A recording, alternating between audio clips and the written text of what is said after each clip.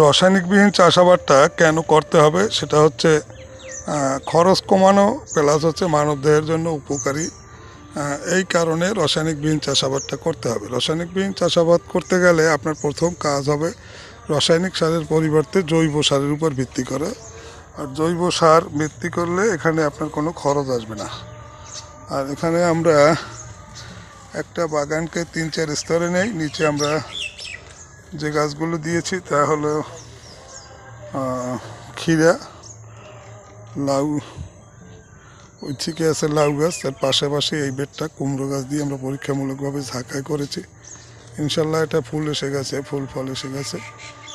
ইনশাল্লাহ এখান থেকে একটা ভালো রেজাল্ট আমরা আপনাদেরকে দেব। ইনশাল্লাহ এখানে একটা ভালো লেভেল ইনশাল্লাহ হবে। প্রত্যেকটা গাছ সুস্থ সবল আছে। নিচে ক্ষীরা গাছ, জায়গায় জায়গায় কিছু মূলো গাছ দিয়ে দেওয়া হয়েছে। পারিবারিক প্রয়োজন মেটানোর জন্য যেগুলি প্রয়োজন এগুলি আপনারা যদি নিজেরা করবেন ইনশাল্লাহ বাণিজ্যিকভাবেও এটা করতে পারেন। গাছের গ্যাপগুলোকে কাজে লাগানোর জন্য আপনি যতটা সম্ভব গাছ লাগাবেন অতটাই আপনার লাভজনক। এই কারণে আমরা বলি যে একটা বাগানকে 3-4 স্তরে করবেন, যার ফলে আপনার কোনো সমস্যা গাছে হবে না।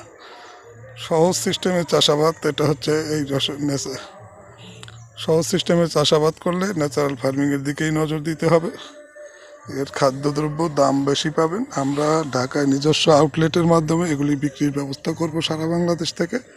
আমরা সারা বাংলাদেশে ন্যাচারাল ফার্মিংয়ের মালটা বিক্রি হবে বেশি, কারণ ঢাকাতে অর্গ্যানিক ফুডের চাহিদা অত্যন্ত ব্যাপক।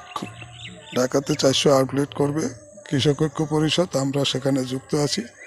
আমরাও চেষ্টা করব ন্যাচারাল ফার্মিংয়ে উৎপাদিত মালগুলো ঢাকাতে বিক্রি করার জন্য। ধন্যবাদ, ভালো থাকবেন, আমাদের সাথে থাকবেন। ন্যাচারাল ফার্মিংয়ে উৎপাদিত ফসল অত্যন্ত ভালো লেভেলে বাড়ছে, কোনো